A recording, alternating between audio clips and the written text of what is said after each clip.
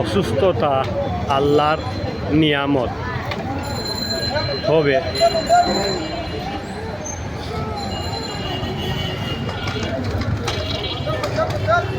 তবে দীর্ঘমেয়াদী অসুস্থতা আল্লাহর নিয়ামত নাই। দীর্ঘমেয়াদী অসুস্থতা হইল কি পাপ মোচন করার একটা পথ মাত্র।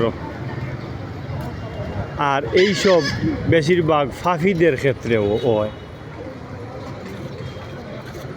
আবার মনে হয় যে এইসব যদি আবার ফাফিদের ক্ষেত্রে হয়, অনেক নবীরেও তো আল্লাহ অনেক অসুস্থতা দিয়া পরীক্ষা করছে। এখন কোন দিকে যেতাম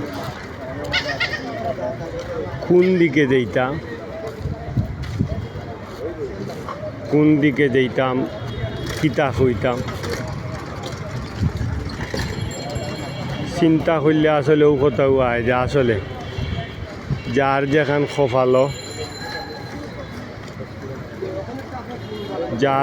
খোফালো ওখান গর্ত,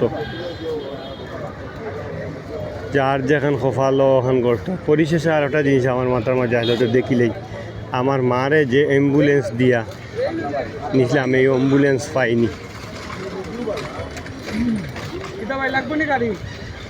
আল মদিনা অ্যাম্বুলেন্স সার্ভিসে দুটোকেই হইয়া না।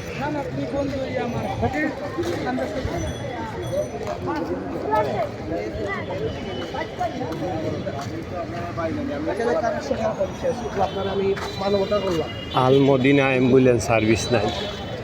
প্রত্যেক অ্যাম্বুলেন্স আলা ড্রাইভার মনে মনে ইচ্ছা ওই জিনিসটা উঠে কোনো রুগী মারা যাও, আর আমরা কোনো রুগী মারা গেলে আমরা অ্যাম্বুলেন্স দিয়া বাড়িতে নিয়ে দিব, তারা টেকা দিব। বা কোনো রুগী বেহালত কন্ডিশন খারাপ হোক, আমরা অন্য হসপিটালও ডাক্তাররা রেফার করে দিব, আমরা অ্যাম্বুলেন্স দিয়ে দিব। আমরা রুজি রুটি দেখো একজনের খান না আর একজনের গড় খান না চলে, মারা গেছে না, আর একজনের রুজি রুটি। অ্যাম্বুলেন্স আল্লাহ রুজি রুটি মানুষ মরলে।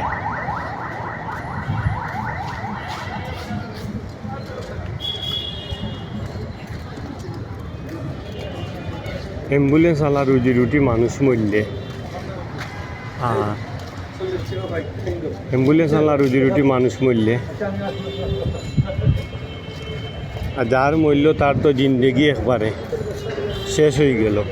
সেরোর মা মারা গেলে তার জিন্দগি শেষ, আর সেরোর বাপ মারা গেলে তার জিন্দগি শেষ, কিন্তু মধ্যপথে তাদের রুজি হয়ে গেল।